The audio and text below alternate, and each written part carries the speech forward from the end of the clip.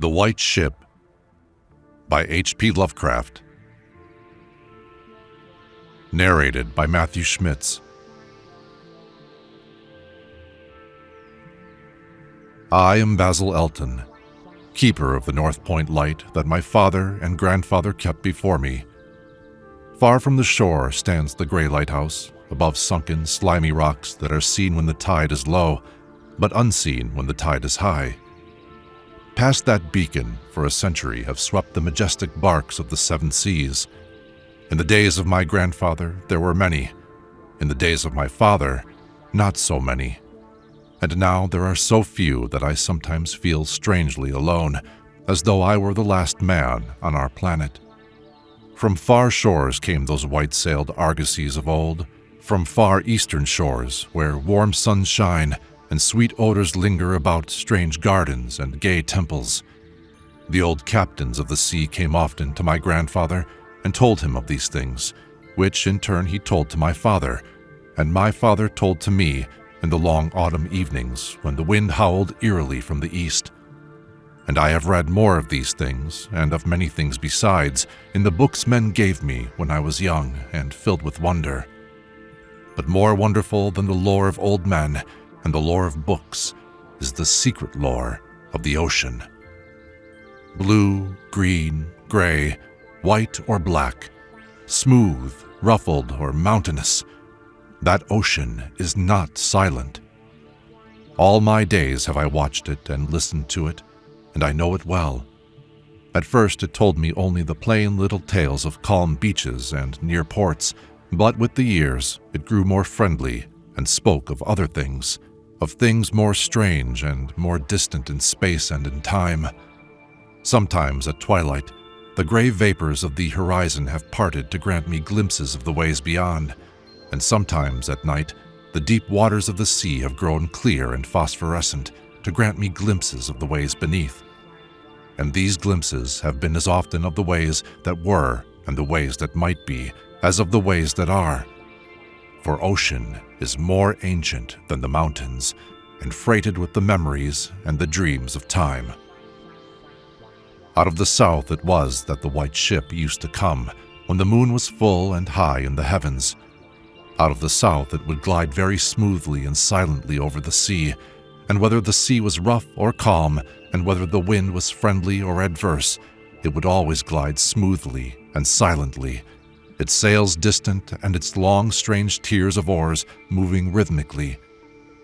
One night I espied upon the deck a man, bearded and robed, and he seemed to beckon me to embark for fair, unknown shores.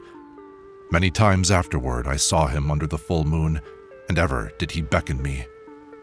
Very brightly did the moon shine on the night I answered the call, and I walked out over the waters to the white ship on a bridge of moonbeams. The man who had beckoned now spoke a welcome to me in a soft language I seemed to know well, and the hours were filled with soft songs of the oarsmen as we glided away into a mysterious south, golden with the glow of that full, mellow moon.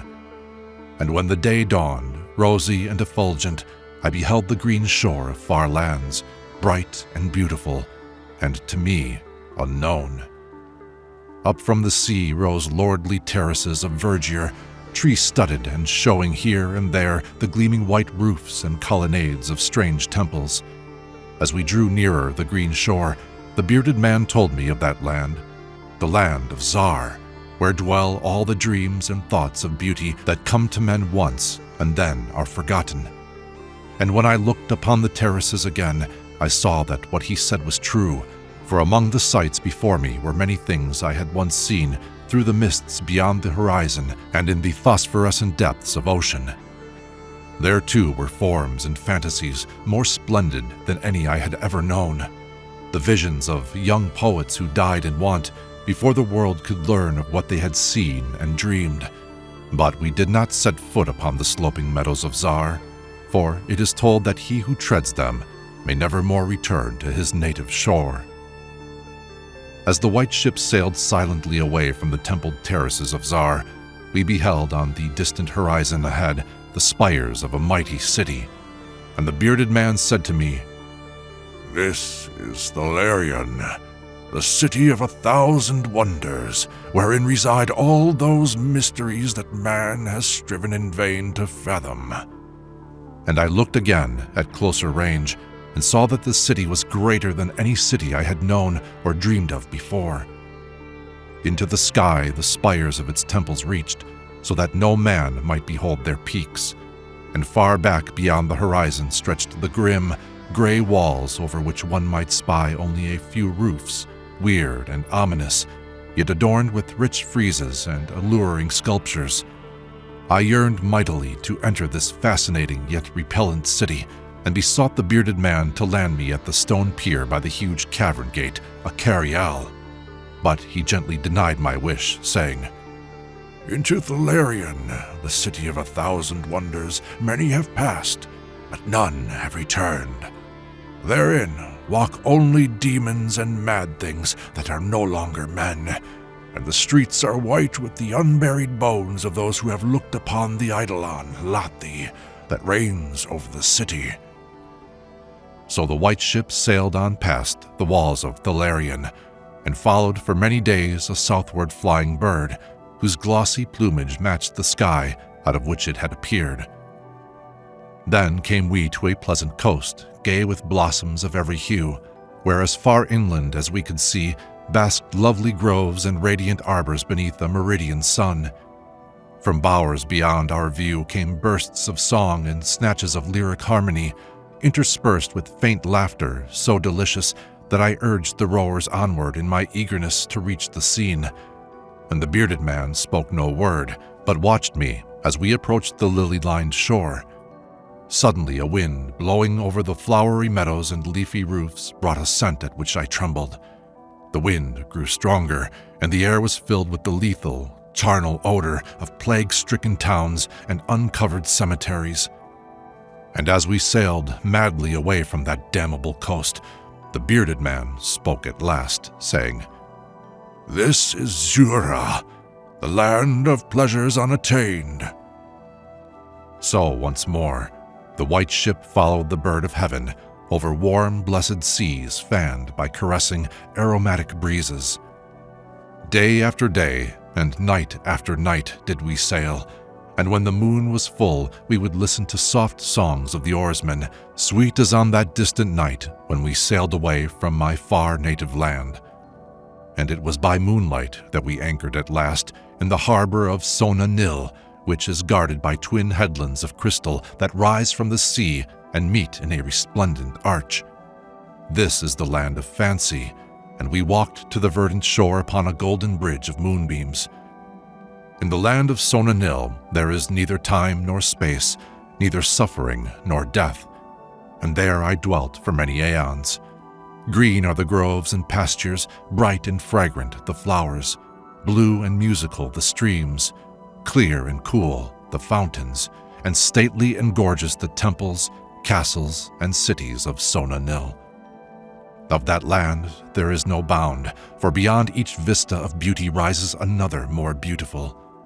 Over the countryside and amidst the splendor of cities rove at will the happy folk, of whom all are gifted with unmarred grace and unalloyed happiness.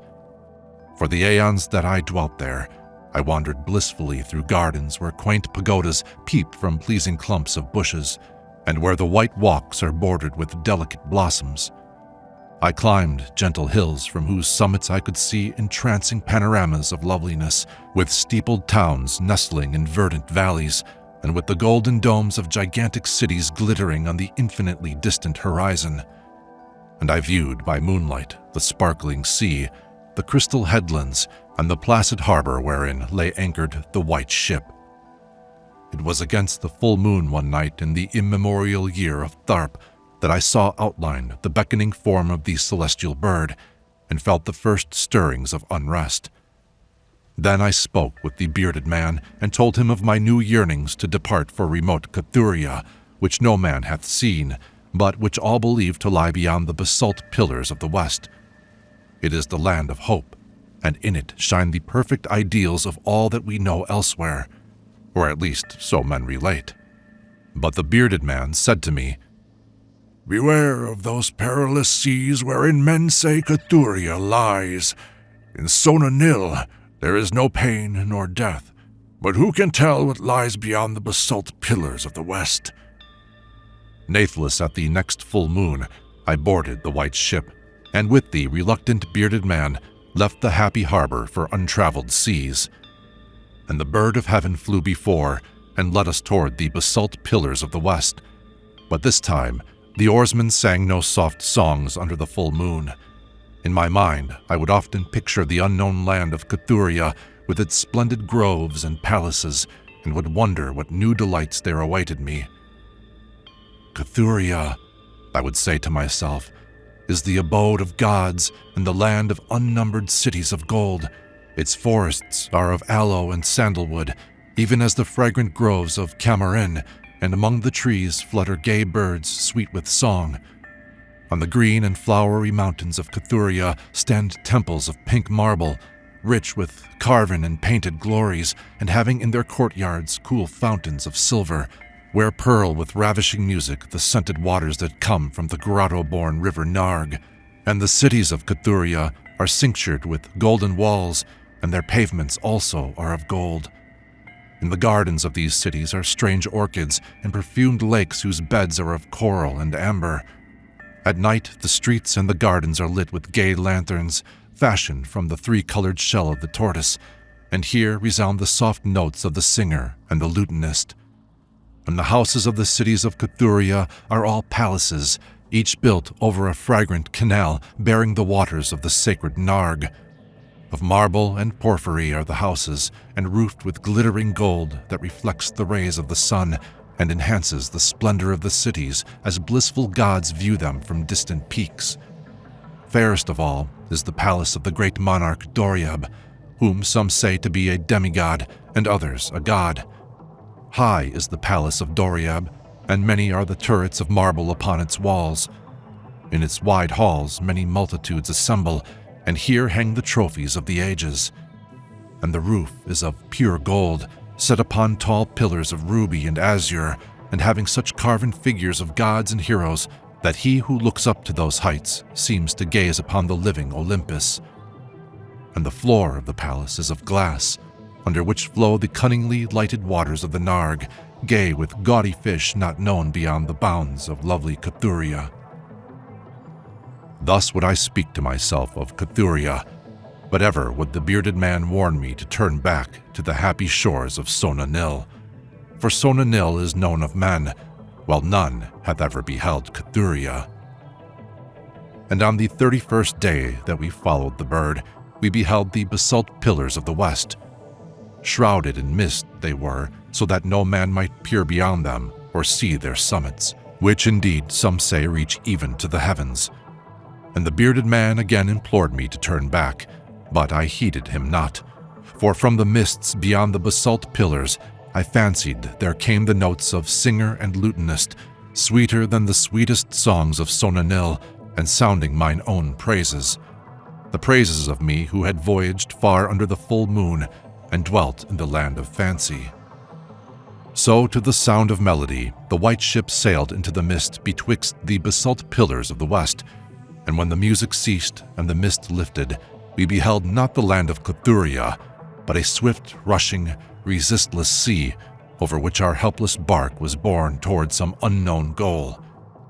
Soon to our ears came the distant thunder of falling waters, and to our eyes appeared on the far horizon ahead the titanic spray of a monstrous cataract, wherein the oceans of the world dropped down to abysmal nothingness. Then did the bearded man say to me with tears on his cheek, "We have rejected the beautiful land of Sona-Nyl, which we may never behold again. The gods are greater than men, and they have conquered." And I closed my eyes before the crash that I knew would come, shutting out the sight of the celestial bird which flapped its mocking blue wings over the brink of the torrent. Out of that crash came darkness, and I heard the shrieking of men and of things which were not men. From the east, tempestuous winds arose and chilled me as I crouched on the slab of damp stone which had risen beneath my feet. Then, As I heard another crash, I opened my eyes and beheld myself upon the platform of that lighthouse from whence I had sailed so many aeons ago.